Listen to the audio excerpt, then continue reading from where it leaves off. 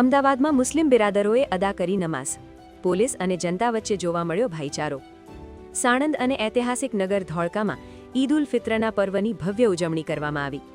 સાણંદ અને ધોળકાની ઈદગાહ ખાતે વહેલી સવારથી જ મુસ્લિમ બિરાદરો મોટી સંખ્યામાં ઉમટી પડ્યા હતા. પવિત્ર નમાઝ અદા કર્યા બાદ સૌએ એકબીજાને ગળે મળીને અને મુસાફો કરીને ઈદની મુબારકબાદી પાઠવી હતી. આ ઉજવણીમાં સાણંદમાં સુંદર દ્રશ્ય જોવા મળ્યું, જ્યાં સાણંદ જીઆઈડીસી પોલીસ સ્ટાફ પણ મુસ્લિમ બિરાદરો વચ્ચે ઉપસ્થિત રહ્યો હતો. પોલીસે નમાઝ બાદ તમામ બિરાદરોને ઈદની શુભકામનાઓ પાઠવી હતી, જે પોલીસ અને પ્રજા વચ્ચેના મજબૂત સંબંધો અને કોમી એકતાનું ઉત્તમ ઉદાહરણ પૂરું પાડે છે. તો છોટાઉદેપુરના 7 તાલુકાઓમાં ઈદ ઉલ ફિત્રનો તહેવાર હર્ષોલ્લાસ સાથે ઉજવવામાં આવ્યો.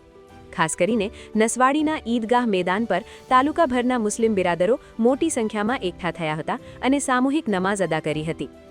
પંચમહાલના શહેરામાં પણ નાના બાળકોથી લઈને વડીલોએ નવા વસ્ત્રોમાં સજ્જ થઈને રમઝાન ઈદની ખાસ નમાઝ અદા કરી દેશ અને વિશ્વમાં અમન, શાંતિ અને ભાઈચારો જળવાઈ રહે તે માટે દુઆ કરી હતી.